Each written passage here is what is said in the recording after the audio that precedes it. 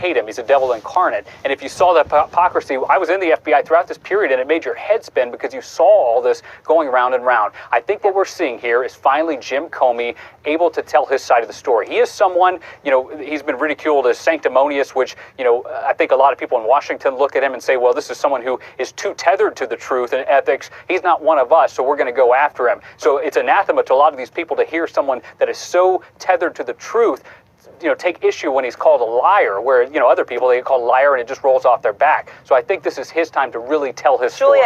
Juliet, so as he goes in, one thing that he talks about, and there's a lot in here, but is Trump's obsession with the Russian dossier. All right, he says Trump raised the issue of Moscow prostitutes urinating in front of him at least 4 times.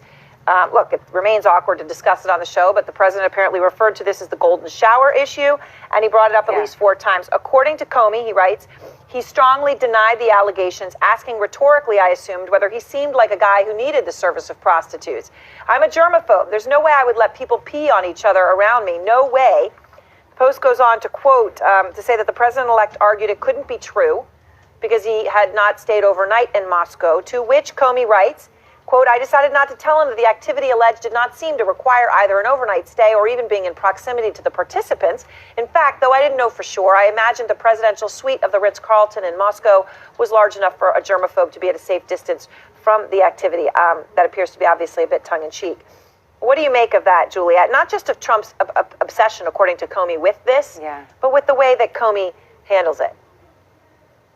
So I think this piece of the conversations between Trump and Comey is fascinating because for 2 reasons. One is, what is Trump not denying? Remember, the dossier is a document that most of it is about collusion and relationships between the Trump campaign and Trump affiliates with the Russians. That's about 98% of the dossier. The last 2% is this stuff, the stuff that we focus on. So it's interesting that Trump doesn't seem to deny that or even be concerned that there's allegations about that. And then the second thing is, whether it's, it's hard to talk about or whatever, but, these tapes and what happened in the hotel room are somewhat irrelevant. The only thing that's relevant is whether the president is compromised.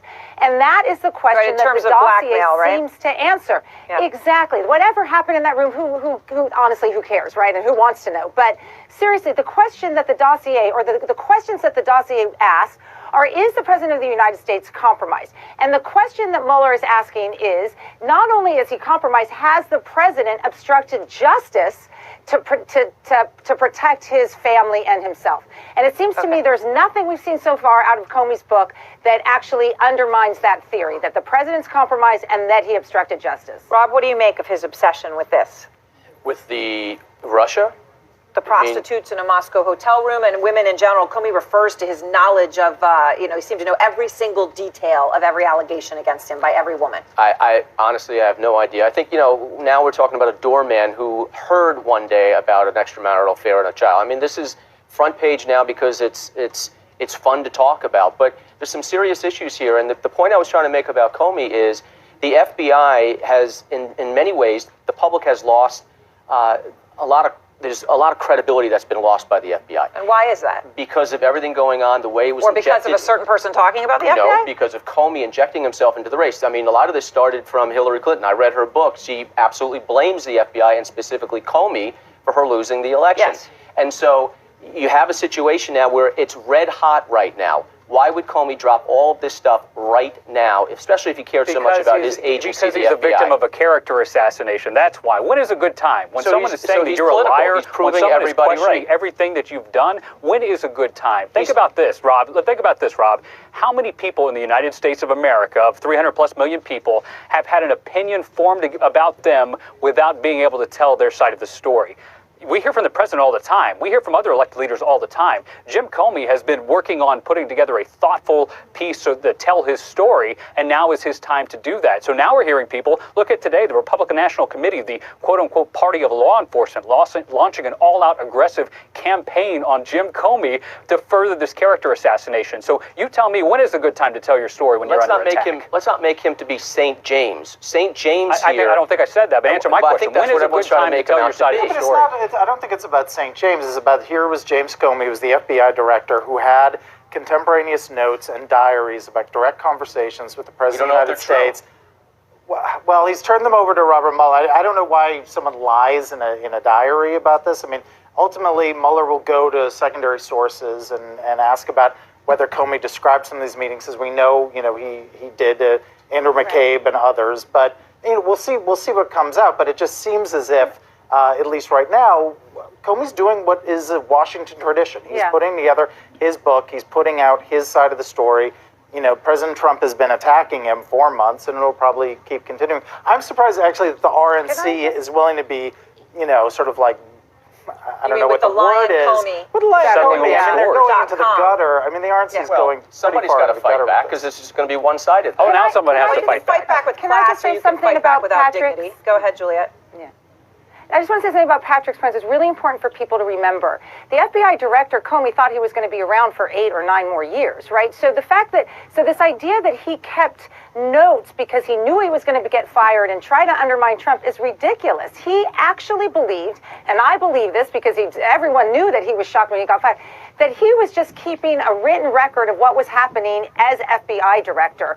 So those weren't created to undermine Trump. He thought he was going to be FBI director until you and all of us were long gone. I mean, he had Trump 8 more years of his term. Trump was praising him. Yeah. Can I say something, Aaron, just along with what Juliet's saying? Go ahead, that Josh. we are in a post-truth world right now. I mean, if you look at the things that we've heard people essentially lie about. Let's go back to the Trump Tower meeting. I was there with the staff whenever that meeting took place with the intelligence leaders and the president-elect, and staff. We weren't allowed in the meeting, but the principals met.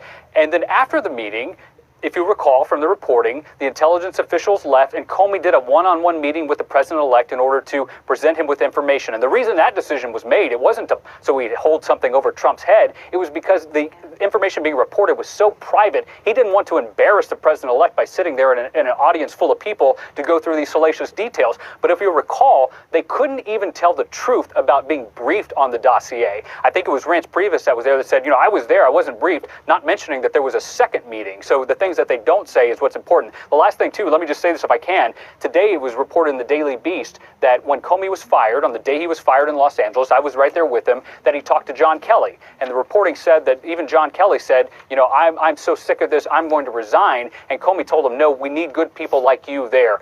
And today, in the reporting, the White House said, no, that never happened. He never threatened to resign. I was there. I heard the conversation and, was briefed on it afterwards in full. They can't even tell the truth about the little smallest things. So if you're Jim Comey, of course you're going to keep notes. One quick question for you, Patrick, on that point. That Jim Comey says in the book, he said he didn't want to work for dishonorable people who would treat someone like me in such a manner, referring to Kelly and his offer to quit because of Comey being fired. What does that mean for Kelly now when the president reads this? Yeah, I mean, he says he doesn't believe anything Comey says, but he's going to believe this. Sure. I mean, these words do stick with President Trump. I mean, there's been reporting about, when Rex Tillerson supposedly called him a moron, that really stuck with him. So, I mean, the degree to which honor is important to President Trump. He considers himself an honorable man. He sees everyone around him lying about him, and it's deeply frustrating him. Dishonorable coming from John Kelly, the chief of staff, that's a very tough word, and I'm sure it's going to be something sitting in his head. All right. Thank you all very much. And you're going to hear more of the story.